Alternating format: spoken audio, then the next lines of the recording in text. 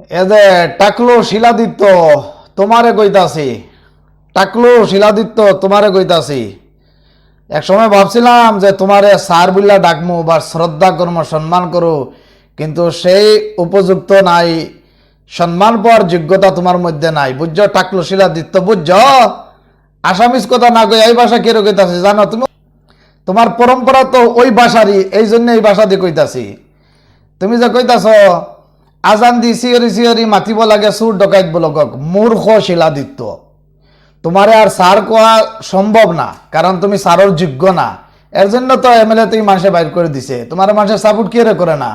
তোমার ভিতরে কিছু নাই, একদম শূন্য, গুড়ার ডিম গুড়ার ডিম। তোমার ভিতরে শুধু গুড়ার ডিম গুড়ার ডিম। শিলাদিত্য মূর্খ সাব।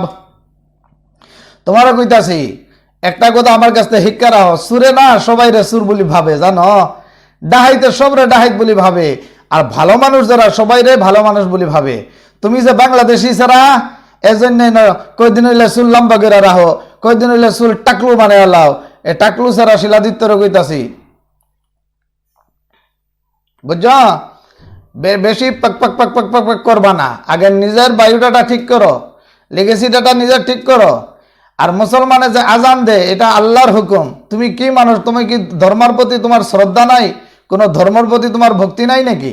হ্যাঁ, আমরা আল্লাহ বলি, হিন্দু ভাই বোনেরা ভগবান বলে, কেউ গড বলে, কেউ ঈশ্বর বলে। তুমি যে বললা যে এই সুর ডাকাইতরা আজান দেওয়ার ডাকি আনন্দ লাগে, আর আল্লাহ কি আরব দেশে দেয় নাকি?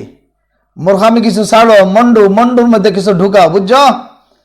এরকম ব্যবহার করো যাতে মানুষ তোমার সম্মান করে। এই যে টাকলু শিলাদিত্যরে কইতাছি, তোমার কথা বহুদিন থেকে শুনতেছি। ভাবছি প্রথম ভাবছিলাম তোমার মন্ডুর মধ্যে কিছু আছে, এখন দেখতেছি না, কিচ্ছুই নাই।